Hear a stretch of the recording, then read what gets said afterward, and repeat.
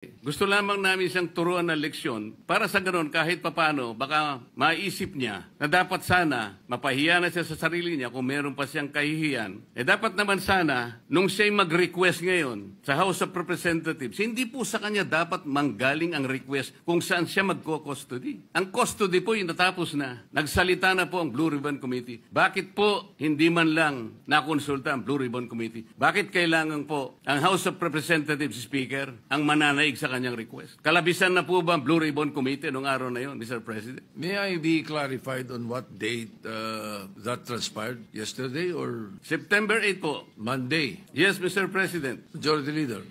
Monday was the hearing here in the Senate. Monday he was cited in contempt. But the hearing in the House was on Tuesday, September 9. Yes, Tuesday. So in the evening, when yesterday, no. So in the evening, when the Speaker called me, Senator Marcoleta was no longer chairman of the Blue Ribbon. No more, because we had already elected It was already Senator Lacson. Lacson, yes. Ibig ba sabihin po, Mr. President, nawawala ng visa yung ginawa namin? Hindi. Ganun po pala. He's still in legal custody. Dapat po, igagalang po kung ano yung aming iniwan. Yes, doon tayo magsisimula. Ang iniwan ninyo, cite in contempt. Hindi and po. legal Nasa custody legal of the custody Senate. na po ng, He was still ng House. under the legal custody of ng the Senate. Mr. President,